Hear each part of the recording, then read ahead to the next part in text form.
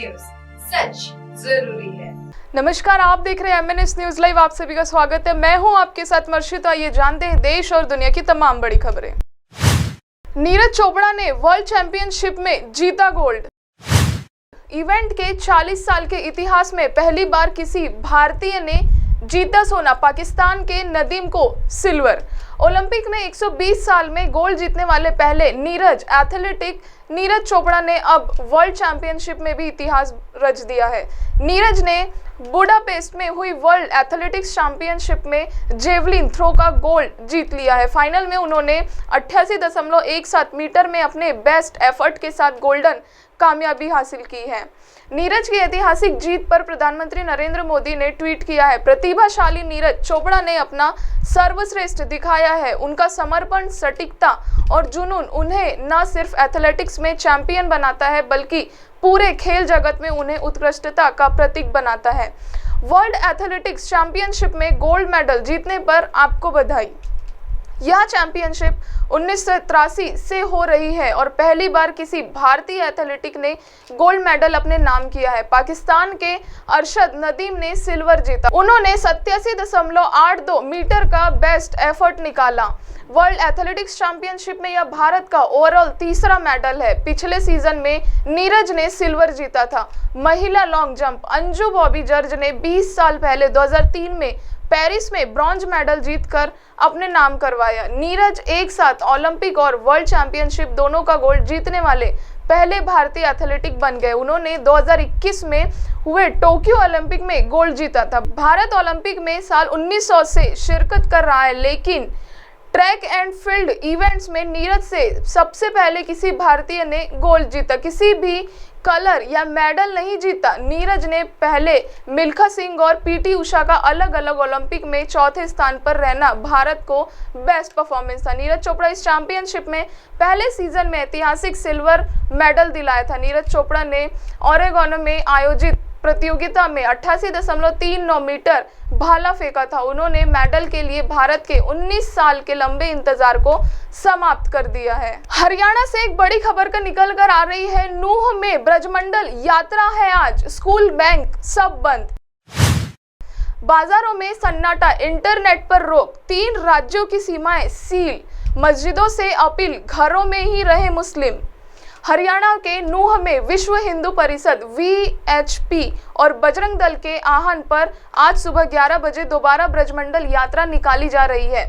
हरियाणा प्रदेश और नूह जिला प्रशासन के इस यात्रा की परमिशन नहीं दी है। 31 जुलाई को ब्रजमंडल यात्रा के दौरान हिंसा हुई थी। इसमें होमगार्ड समेत 6 लोगों की मौत हो गई थी। हरियाणा पुलिस ने नूह में सुरक्षा के पुख्ता प्रबंधों का दावा किया है। संवेदनशील इलाकों पर ड्रोन से नजर रखी जा रही है। जिले की सारी सीमाएं 27 अगस्त से सील हो चुकी है। हरियाणा के दिल्ली, राजस्थान और UP से लगते बॉर्डर भी सील है। बॉर्डर एरिया में भारी संख्या में पुलिसकर्मी और पैरामिलिट्री के जवान तैनात किए गए हैं, जो आने जाने वाले सभी गाड़ियों की तलाशी ले रहे हैं। वहीं नूह के स्कूल, कॉलेज, बैंक और दूसरे तमाम ऑफिस भी बंद रखे गए हैं। सरकार ने मोबाइल, इंटरनेट और बल्क SMS सेवाओं पर भी आज रात 12 बजे तक के लिए बैन लगा रखा है। इस बार मुस्लिम समुदाय भी सावधानी बरत रहा है। रविवार को ही जिले के गांवों में मस्जिदों से अनाउंसमेंट कराई गई कि सोमवार को यात्रा के चलते मुस्लिम समुदाय के लोग अपने घरों से बाहर ना निकले।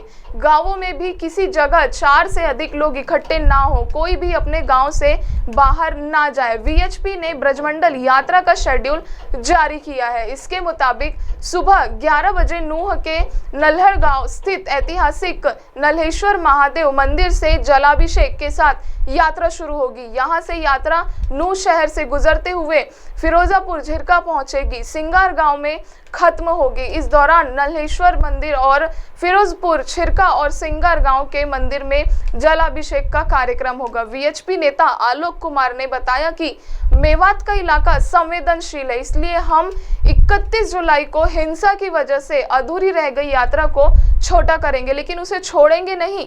उन्होंने कहा कि पिछली बार जो यात्रा बीच में छूट गई थी, उसे सावन के सोमवार को पूरा करना जरूरी है और आज यानी 28 अगस्त को सावन का आखिरी सोमवार होगा। हरियाणा के नूह में हुई हिंसा का असर गुरुग्राम में भी देखने को मिल रहा है। सोमवार को VHP ने ब्रजमंडल यात्रा निकलने का ऐलान कर रखा है, तो दूसरी तरफ सरकार ने यात्रा को रद्द कर दिया। ऐसे में रविवार सुबह शरारती तत्वों द्वारा सौहार्द बिगाड़ने के प्रयास का एक और कारनामा सामने आया है। सेक्टर 69 इलाके की झुग्गियों को खाली करने की धमकी भी दी है। चलिए नजर डालते हैं अगली खबर पर। 5000 से बनाई 50 करोड़ की कंपनी, खाद बनाना शुरू किया तो लोग बोले इंजीनियरिंग करके गोबर उठा रहे हो। मैं गोरखपुर से कुशीनगर जा रहा हूँ, मेरे साथ 25 साल के अक्षय श्रीवास्तव। इस सफर में वो अपनी कहानी सुना रहे हैं। अक्षय बायो फर्टिलाइजर बनाने वाली कंपनी LCB फर्टिलाइजर के फाउंडर हैं। 3 साल में उनकी कंपनी का टर्नओवर 1 करोड़ से अधिक पहुंच चुका है। अक्षय कहते हैं 2020 में घर के आंगन से 5000 की लागत में बायो फर्टिलाइजर बनाना शुरू किया था। पास में ना पैसा था और ना ही सपोर्ट। इस बात की उम्मीद भी नहीं थी कि 3 साल में ही हमारी कंपनी की वैल्यूएशन 50 करोड़ से अधिक हो जाएगी।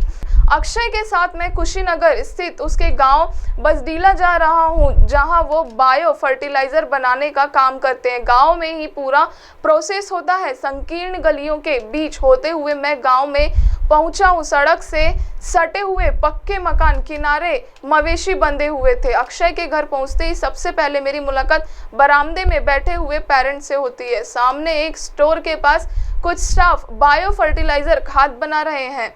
गोबर में अलग अलग तरह के चीजें मिला रहे हैं। कुदाल से फर्टिलाइजर को बोरी में भरा जा रहा है। इसके बाद अक्षय मुझे अपने आंगन में लेकर चले जाते। कहते हैं ये जो ईंट का बना चौकोर नुमा बॉक्स देख रहे हैं, इसी में 2 किलोग्राम खाद बनाने से मैंने शुरुआत की थी। करीब 3 साल में ही अब हम हर महीने 500 टन बायो फर्टिलाइजर बना रहे हैं। अक्षय अपनी जर्नी विस्तार में बताते हुए कहते हैं कि फरवरी 2020 में मैंने बायो फर्टिलाइजर तैयार करने के लिए लैब में कल्चर बनाना शुरू किया था, लेकिन तभी कोरोना ने दस्तक दे दी। 3-4 महीने के लिए हम सभी घर में बंद हो गए। जो कल्चर तैयार हुआ था वो मर गया, जीवाणु नष्ट हो गए।